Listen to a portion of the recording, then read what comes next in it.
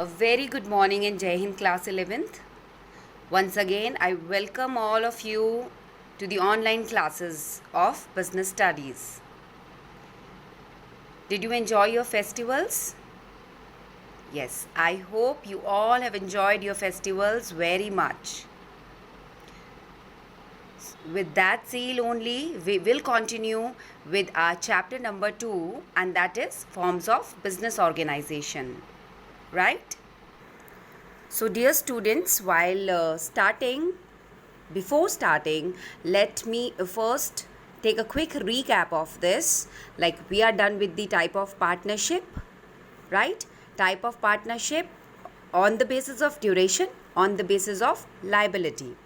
On the basis of duration, it is being divided into two parts, that is partnership at will and particular partnership. Based on liability, partnership based on liability is general partnership and limited partnership. We are done with the topic limited liability partnership. How the partnership firm get registered itself. What is partnership deed? We are done with the type of partners. There are 5 type of partners: active or actual partners, sleeping or dormant partners, secret partners, nominal partner, partner by estoppel.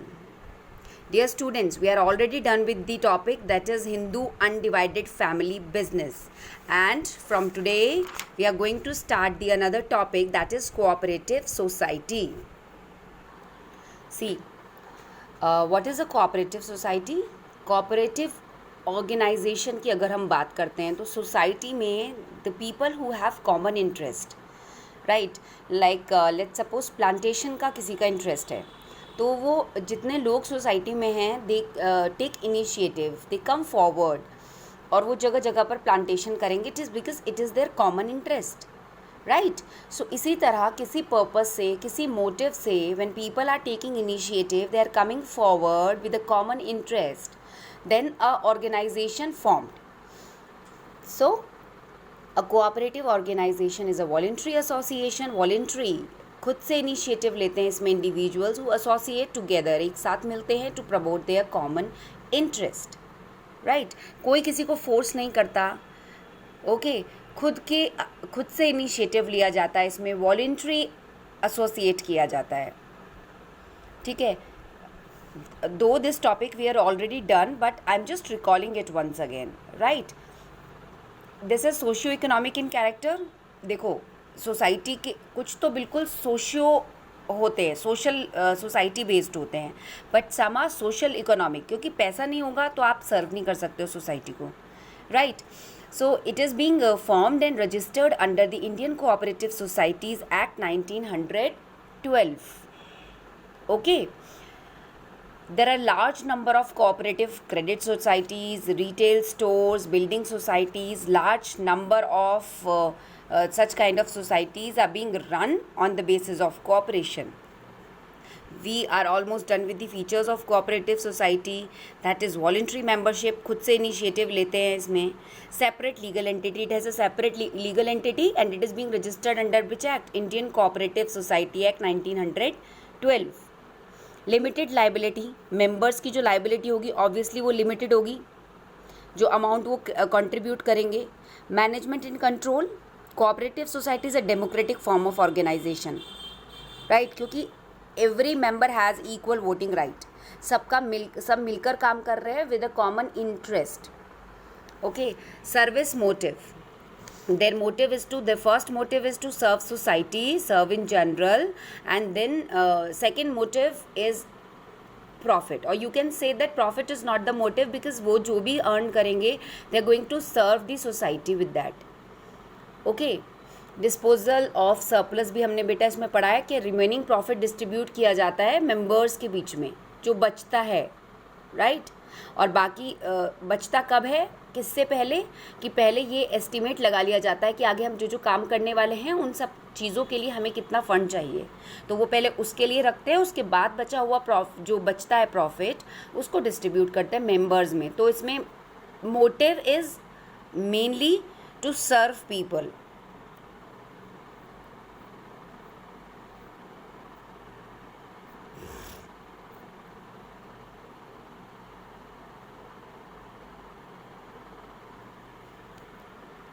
Okay, now comes the merits of cooperative organisation. Easy of formation, बनने में आसान होती है. You need to just get registered your self under the Indian cooperative society act 1912, right. Equality in voting right. One member, one vote is the basic principle that is followed here.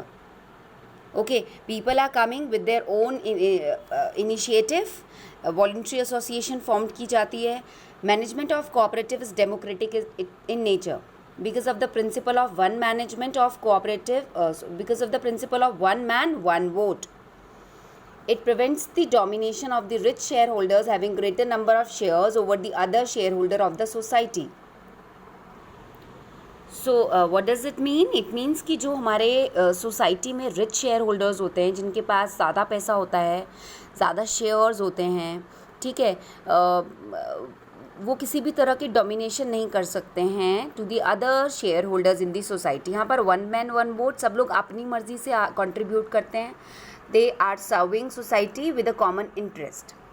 Okay, yes, liability is limited. The liabilities of the member is limited here to the extent of their capital contribution. किसी पे कोई ज़ोर ज़बरदस्ती नहीं की जा सकती है. The effect of limited liability is mentioned in by laws of the cooperatives which is checked by the registrar at the time of registering the same.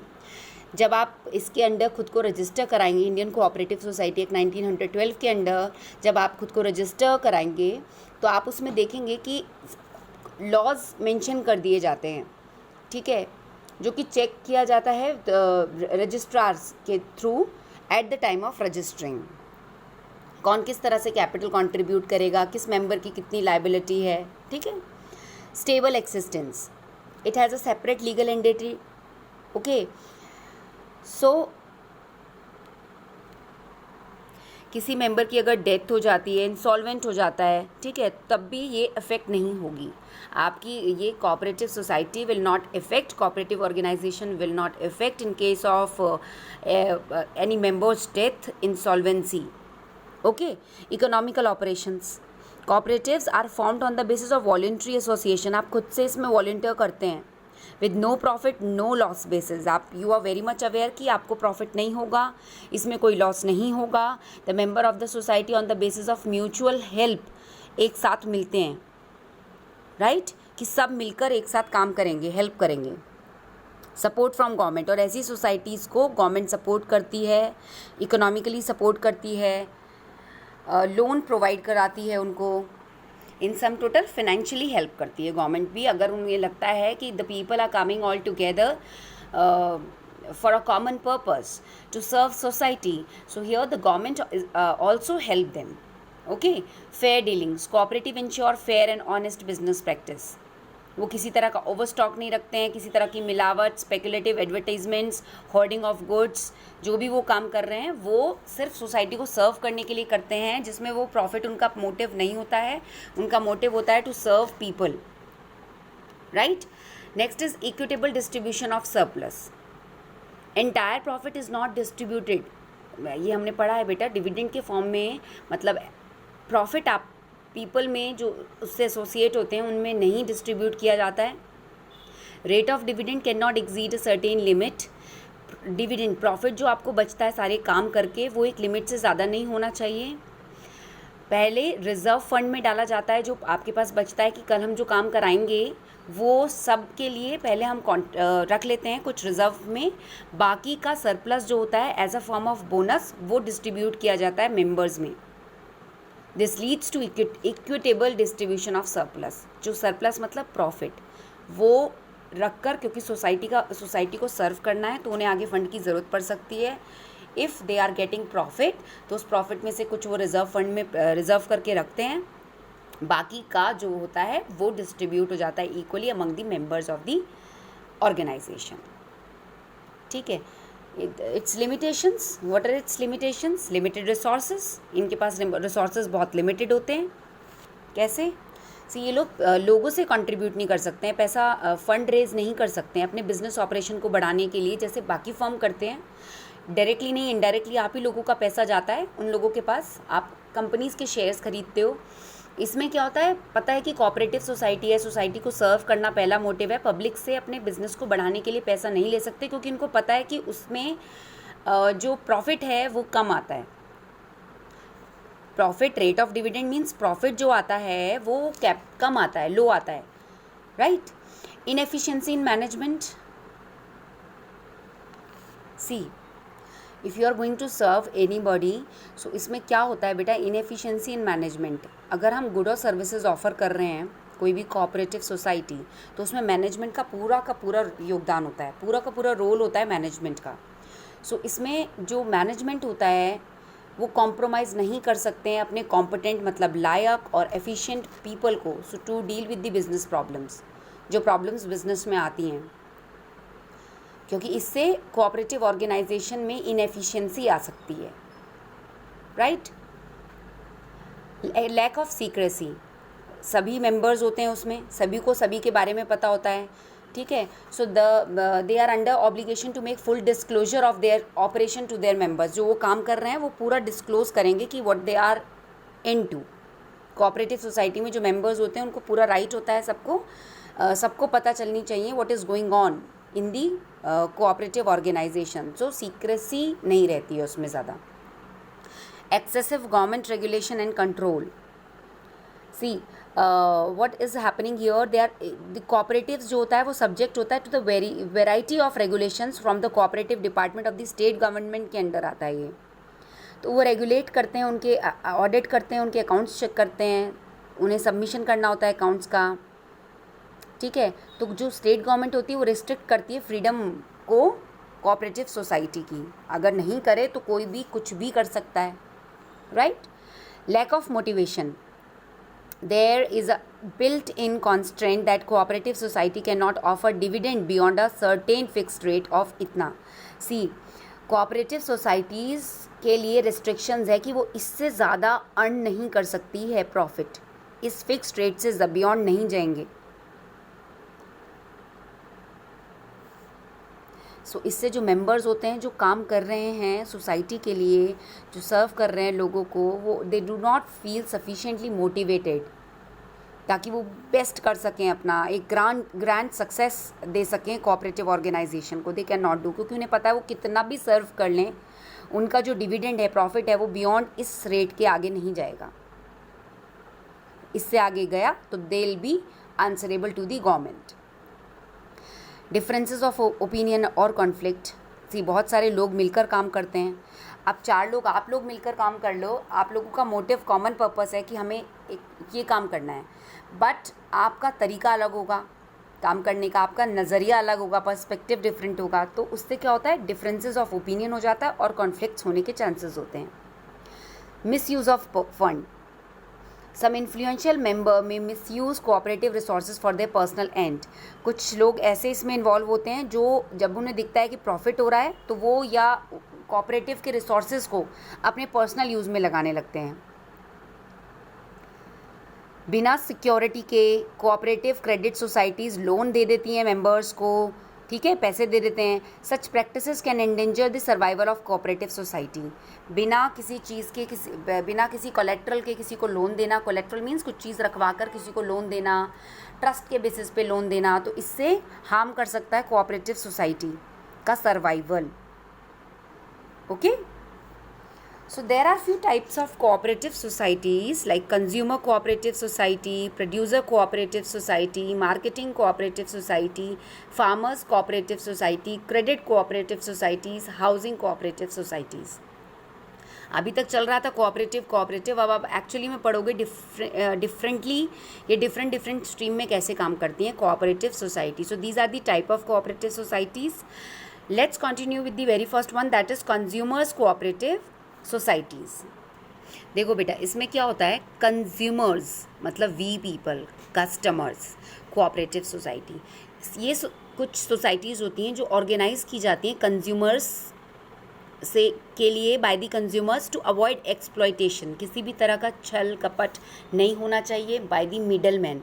Who are the middle man, इसे समझते हैं। देखो, मैंने आपको बताया था एक बार ये चीज़ कि लेट्स सपोज ये फैक्ट्री है, कंपनी है, आप ये कह सकते हो, फैक्ट्री और कंपनी। ये है टीवी की। ठीक है, अब इसमें क्या होगा, अगर सबसे पहले तो होलसेलर बल्क में सामान खरीदता है, होलसेलर एक साथ 5000 टीवी लेकर आएगा।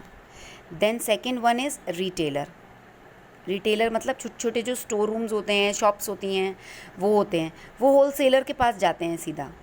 होलसेलर मार्केट में बैठता है, वो पूरे इकट्ठे 5000 टीवी लेकर आ गया है। टीवी या इस कंपनी में फ्रिज भी बनते हैं, लेट्स सपोज 5000 टीवी लेकर आया और 2000 फ्रिज लाया है। अब रिटेलर्स कम से कम 40-50 जितने रिटेलर उस सिटी में हैं वो सब होलसेलर के पास जाएंगे। हर रिटेलर अपने अपने बजट के अकॉर्डिंग सामान खरीदेगा। रिटेलर ने 200 टीवी खरीदे और 10 फ्रिज खरीदे अपने शोरूम पे रखने के लिए। दूसरे रिटेलर ने सेकंड रिटेलर ने 100 अपने बजट के हिसाब से और 5 फ्रिज खरीदे, उसने परचेज़ किए। ठीक है, तो होलसेलर जब फैक्ट्री से डायरेक्ट बल्क में लाया, उसको एक टीवी लेट्स सपोज 20,000 रुपये का है, होलसेलर को पड़ेगा एक टीवी 19,000 का। ठीक है, उसको थोड़ा कम पड़ेगा ना, वो बल्क में ला रहा है। रिटेलर को वही टीवी कितने का देगा होलसेलर, होलसेलर को 19,000 का मिला तो वो उसको देगा 19,200 का लेट्स सपोज। ठीक है, 19,200 का टीवी 20,000 का है, फैक्ट्री से वो लेकर आया बल्क में, तो उसको 19,000 का पड़ा होलसेलर को। रिटेलर उसके पास गया, उसने 200 रुपये महंगा दिया तो उसने कमा लिए इसमें पैसे 19,200 का। अब रिटेलर से आप आ जाओ कस्टमर को कस्टमर आपके पास आया और रिटेलर के पास, कस्टमर होलसेलर के पास तो डायरेक्ट जाता नहीं है, they are not easily available. तो कस्टमर के पास जब गए तो कस्टमर के पास से हमने वो कस्टमर को दिया रिटेलर ने 19,700 का, तो 500 का प्रॉफिट रिटेलर ले गया। तो ये जो मिडल मैन होते हैं ना बीच में, दीज मिडल मैन, इन्हें अवॉइड करने के लिए बनता है कंज्यूमर्स कोऑपरेटिव सोसाइटी, जिनका काम ही होता है बल्क में सामान खरीदना होलसेलर से और फिर उसको परचेज करना quality product at reasonable price. जो प्रॉफिट सोसाइटी से उनको होता है, क्योंकि लेट्स सपोज ये तो 19,700 में दे रहा है, वो लोग 200 का है तो वो 250 का देंगे हमें। ठीक है, अब ये 50 रुपये उन्होंने जो कमाए हैं पूरे साल में, इन 50 रुपये को जितने भी उन्होंने कमा लिए, लेट्स सपोज पूरे साल में उन्होंने 10,000 कमाए, इन 10,000 में से वो 5,000 रिजर्व में डाल देंगे कि उनको आगे उनकी सोसाइटी के लिए जो भी ज़रूरत पड़ेगी वो उसमें उसको काम में लेंगे। और जो बचा हुआ 5,000 है, वो जितने लोग उनके साथ काम कर रहे हैं as a dividend, dividend is a part of profit, as a dividend उनमें डिस्ट्रीब्यूट कर दिया जाएगा। गॉट इट बेटा? मैं फिर से इसे एक्सप्लेन कर रही हूँ। लेट्स सपोज कोई मैन्युफैक्चरिंग कंपनी है, वो जो चीज़ें मैन्युफैक्चर करते हैं, होलसेलर बल्क में उनसे सामान लाते हैं तो 20,000 का वो देते हैं। अगर मार्केट में निकाल रहे हैं, लेट्स सपोज उन्हें मिल गया 19,200 का। कितने का मिल गया?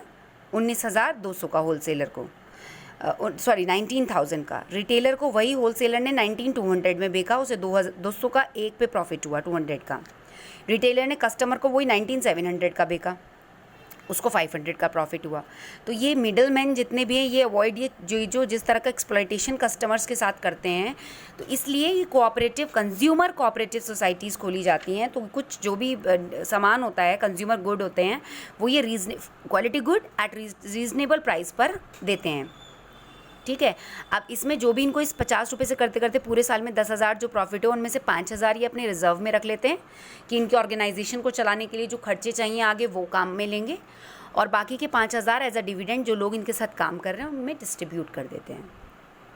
ओके, चलो next is producers cooperative society. तो कंज्यूमर्स हो गए हमारे लिए प्रोड्यूसर्स कोऑपरेटिव सोसाइटी। अब अगर आप मार्केट में एंटर करने जा रहे हो, आपको बहुत सारे कॉम्पिटिटर्स दिखेंगे। ठीक है, तो वो लोग किससे दिखेंगे? बड़े बड़े कैपिटलिस्ट से फाइट करते हुए। भाई इतने सारे कॉम्पिटिटर्स उनके पास हैं। अगर आप आज मार्केट में कोई काम करने जा रहे हो, सो इतने सारे आपको कॉम्पिटिटर्स दिखेंगे, आपका सर्वाइव करना कई बार मुश्किल हो जाता है। So these are the producers cooperative society. ये फॉर्म की जाती हैं बेटा, we are talking about this, तो they are being form by small producers. ठीक है, they are form by small producers of a particular locality. To fight against the big capitalist, जो बहुत सारे आपके कॉम्पिटिटर्स होते हैं कैपिटलिस्ट, ठीक है, उनसे फाइट करने के लिए। लेट्स सपोज आप कुछ काम शुरू करना चाहते हो, अपने आपका छोटा सा बजट है उसके साथ, तो आप मार्केट में आए, आपने देखा कि इतना ज़्यादा कंपटीशन है, आप सर्वाइव ही नहीं कर पा रहे हो। तो ये जो प्रोड्यूसर्स कोऑपरेटिव सोसाइटी है, ये आपको हेल्प करती हैं, आपको कैपिटल प्रोवाइड कराती हैं, आपको मटेरियल्स प्रोवाइड कराते हैं, मटेरियल्स प्रोवाइड कराती हैं, इक्विपमेंट्स जो चाहिए होता है वो देते हैं आपको, इक्विपमेंट्स। आपके पास दिमाग है, आपके पास बजट है, आपको थोड़ी सी हेल्प की ज़रूरत है, तो ये कैपिटल पैसा देकर हेल्प कर देते हैं, मटेरियल्स देकर, आपको प्रोवाइड कराकर, इक्विपमेंट्स देकर, ठीक है। So society supplies these input to the member.